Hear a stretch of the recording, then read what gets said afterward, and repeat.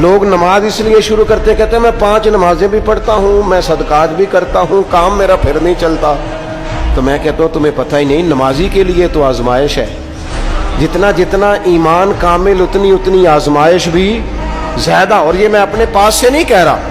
حضرت ابو سعید خدری رضی اللہ تعالیٰ عنہ فرماتے ہیں میں نبی پاک علیہ الصلوۃ والسلام کی خدمت میں حاضر ہوا اور حضور کے دست مبارک کو چومنے کے لیے میں نے اپنے ہاتھ جب آگے کیے تو تپش تھی،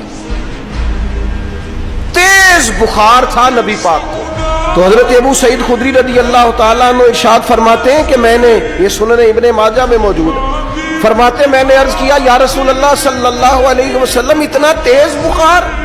حضور فرمانے لگے ہم پر جو آزمائشیں آتی ہیں نا انبیاء پر، وہ عام لوگوں سے دگنا آتی ہے. یہ تو لاڈلے ہیں، یہ تو محبوب ہیں اللہ کے.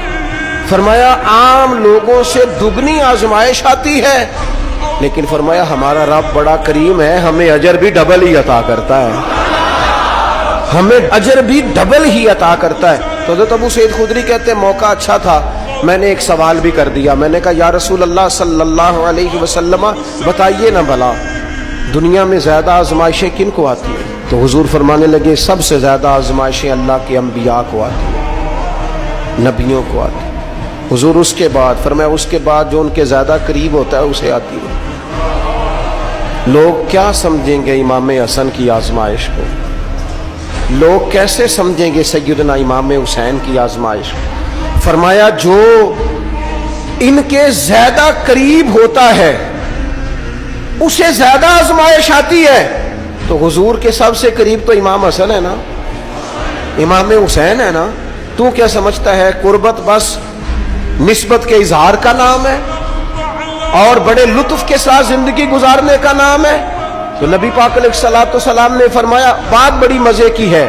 فرمایا پھر اللہ کے بعض بندے تو ایسے ہوتے ہیں جنہیں اللہ فقر میں مبتلا کر دیتا ہے. فرمایا ان کے پاس صرف ایک چادر رہ جاتی ہے، اتنا فقر ان کے پاس آتا ہے.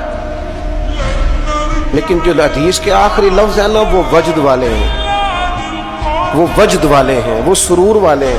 ہمارا یہ مزاج ہوتا ہے کہ میٹھا میٹھا کھا جاؤ اور ذرا کڑوا آ جائے تو سویرے بھی رو شام بھی رو، حال ہی کوئی نہیں، غریبی بڑی، پریشانی بڑی، حضرت صاحب گھر سے بیماری جاتی نہیں. اور جناب کیا بتائیں، بعض لوگ تو ایسے ہیں جن کی بات سن کے لگتا ہے زندگی میں کبھی سوئے ہی نہیں، اتنے بڑے بڑے دکھ سناتے ہیں. او خدا کی رحمت کا بھی تو ذکر کرنا، خدا نے جو تیرے اوپر انعامات کیے ان کا بھی تو ذکر کرنا. ان کا تذکرہ ہی نہیں کر رہا میرا بھائی.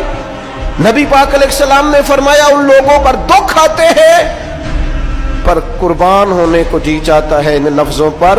حضور فرمانے لگے وہ رب کی طرف سے آنے والے دکھ پر بھی اس طرح راضی ہوتے ہیں جس طرح تم میں سے کوئی راحت ملنے پر راضی ہوتا ہے.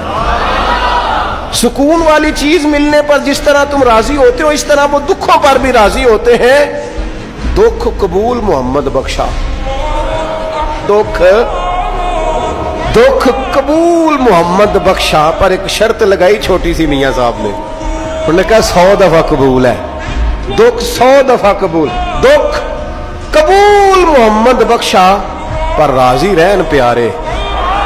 یہ شرط یہ ہے کہ تو راضی رہ، تو راضی رہ، دکھ قبول محمد بخشا، راضی رہن پیارے. اور حضرت سلطان صاحب کہنے لگے ایسا کیتی ہے جان حوالے رب دے، ایسا عشق کمایا ہے اسی مرن تو پہلو ہی مر گیا، باہو تا مطلب نو پایا ہے.